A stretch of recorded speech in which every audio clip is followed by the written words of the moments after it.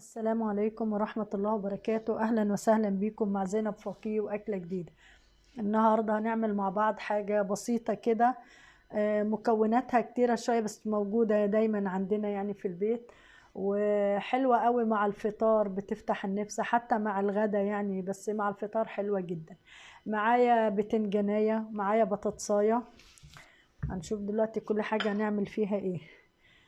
خيارة او 2 حسب اللي يحب، واحدة فلفل رومي، واحدة بصل اخضر، حبتين طماطم، بصلاية واحدة، ليمون وفصين توم، وطبعا معايا ملح وخل، ومعايا شوية كزبرة مش ربطة كاملة شوية. هنشوف اول حاجة احنا هنعملها. هقشر البتنجان وقطعها، عشان اول حاجة نحط عليها ملح عشان تلحق يعني تدبل شوية بالملح كده، تنزل ميتها. احنا عارفين لما بنحط على البتنجان ملح بنزل ميته، بنحط عليها ميتها الملح عشان تنزل ميتها، عشان ايه نقليها. ماشي، هنشوفها.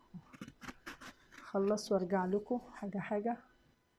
قشرنا البتنجانية، هقطعها ايه، انا عايزة اقطعها كريهات كبيرة شوية كده اهو.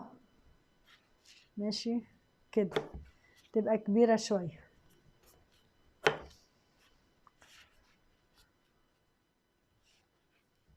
اهي.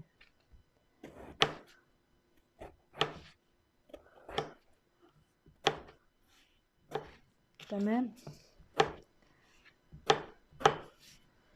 دلوقتي هحطها بالمصفى وارش عليها الملح واسيبها ايه شوية اهي.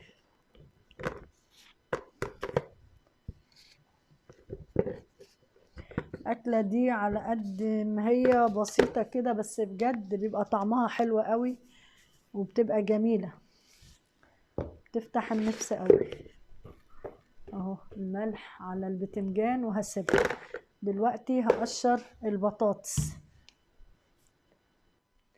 برضو قشرت البطاطساية اهي، برضو ايه هنقطعها كريهات برضو كبيرة اهو، يعني دي كده لوحدها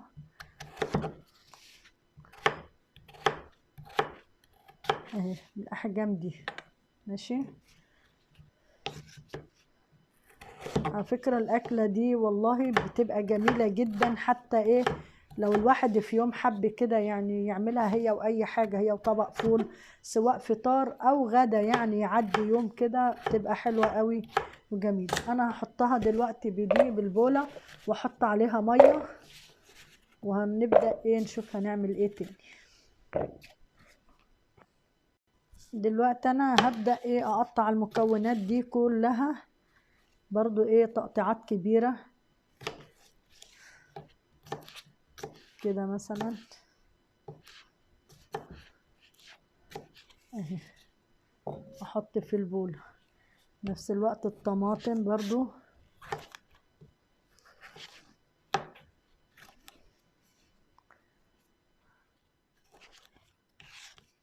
اهي،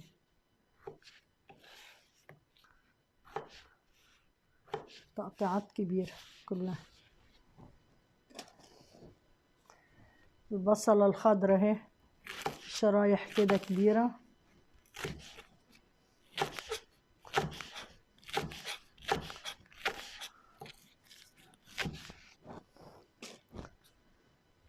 طماطمية التانية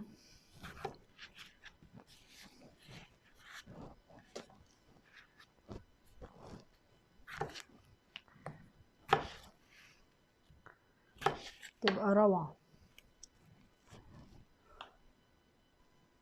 البصلة بقى بقطعها كده نصين وكده، كده على 4 بس اهي، هحطها لان ايه هنقليها برضو، بس مش قلي يعني، هنشوف مع بعض اهو. دي كده البصل تمام. برضو عندي الفلفل الرومي،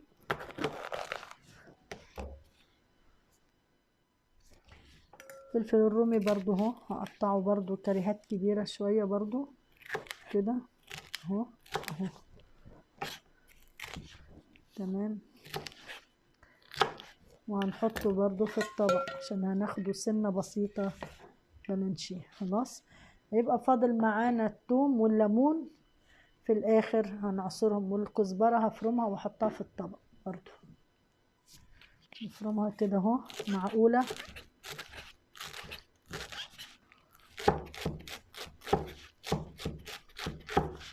مش ناعمه قوي قوي ولا خشنه قوي.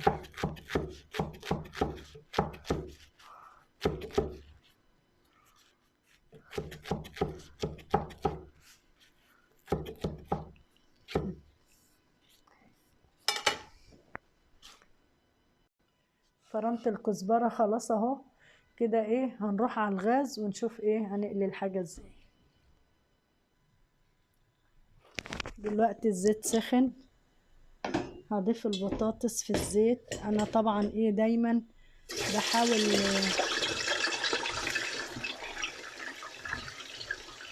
انشفها شويه، يعني مخليش ميه كتير قوي فيها عشان ما تطرطش كتير قوي. هي مطرطشه شويه يعني، بس ايه مش زي ما تكون الميه كتيره قوي فيها. دلوقتي البطاطس كده خلاص معايا اهي. طبعا مش بخليها تحمر للاخر، كده كده هي استوت. وبطلعها على مصفى، بس ايه مصفى ستانلس. طالع احنا متفقين ان حاجه سخنه ما ينفعش تتحط بحاجه بلاستيك، يعني ما طلعش على مصفى بلاستيك، ستانلس، ألمنيو، اي حاجه. المهم ايه، او اطلع على ورق مناديل. المهم يعني ايه ما طلعش على حاجه ايه تكون بلاستيك. دلوقتي هنضيف البتنجان اهو.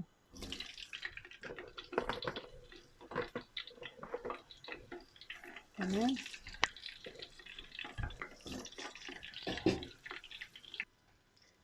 ادي البتنجان اهو معايا. طبعا هحطه على البطاطس على طول اهو، هنضيفه على البطاطس. هنكمل باقي الكمية ونرجع لكم.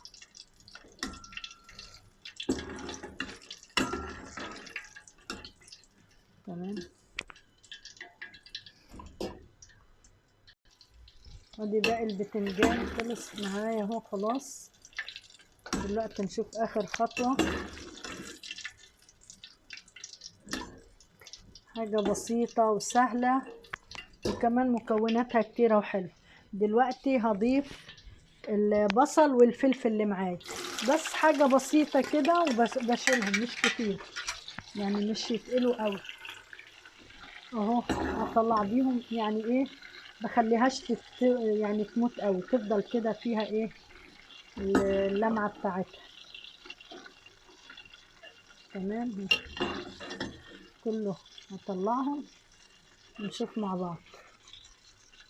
دلوقتي هنضيف المكونات كلها على بعض. معانا هنا البصل والطماطم والخيار، البصل الاخضر، وده بقى الحاجات اللي انا قلتها. طبعا ايه صفتها من الزيت.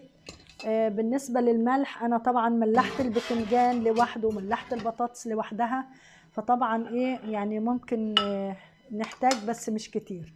دلوقتي هفرم الثوم عليها برضو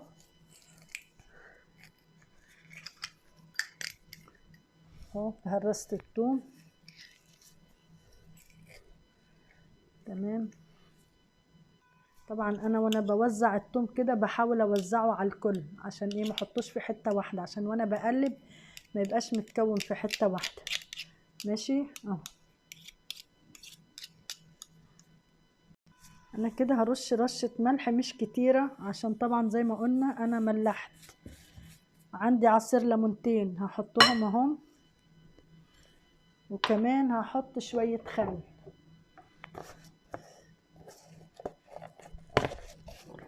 ماشي، يعني المعلقه دي كبيره قوي طبعا مش هملاها اهو، شويه كده لو احتجت بعد كده بحط. واخر حاجه هضيف ايه الكزبره الخضراء عليهم، يعني بيبقوا تحفه.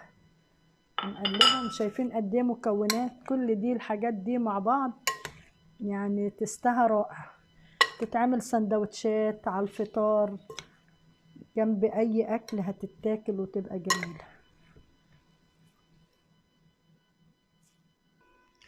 اهو الطبق معانا بسم الله ما شاء الله. عايزه اقول لكم تيستو رائع جدا. كمان اللي بيحب ان يبقى حراق يديله قرن فلفل حامي هيبقى برضو احسن.